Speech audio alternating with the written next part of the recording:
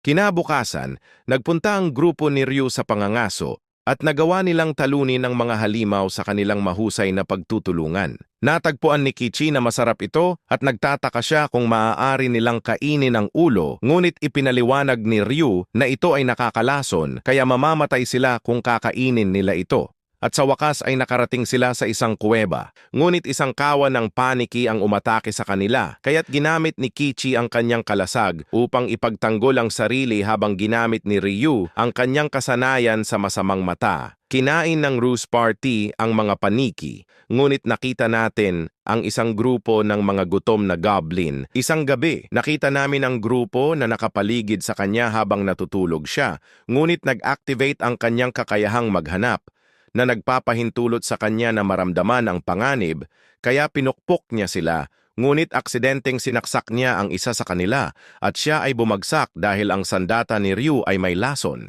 Ipinaliwanag niya na ito ay isang aksidente. Makikita ang isang orc na naglalakad sa kagubatan, naghagis si Mio ng bato at nabali ang kanyang daliri habang pinipiga ni Kichi ang kanyang binti na nagdulot sa kanya na mahulog. Tinapos ni Ryu ang kanyang buhay at kinain nila ang kanyang katawan. Alam niya na busog na ang kanyang mga kasama, kaya't iminumungkahi niyang magdala ng pagkain sa ibang mga goblin habang nagsisimula na silang kumain, pero nagtataka si Ryu kung bakit niya ito ginagawa dahil dati siyang makasariling tao. Noong gabing iyon, nakita namin ang lahat na natutulog sa kuweba nang biglang ginambala ng sistema si Ryu. Tinatanong siya kung gusto niyang mag-evolve, pero hindi na niya ito binasa dahil gusto lang niyang matulog muli.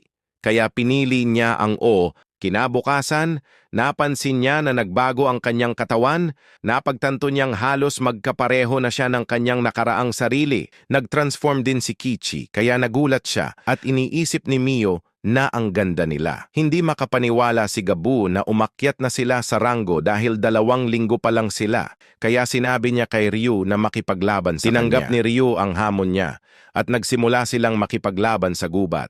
Nakaabot si Kichi ng isang suntok, pero nag-counter si Ryu, pinatumba siya. Inamin niya ang pagkatalo, sinabing masyadong malakas si Ryu para sa kanya. Pero sinabi ni Ryu na mas malakas siya, sinabing nanalo lang siya dahil sa kanyang bilis. Bigla nilang narinig ang isang lobo. Akala nila nasa panganib sila, kaya sinabi ni Ryu kay Mio na ihanda ang crossbow na ginawa nila.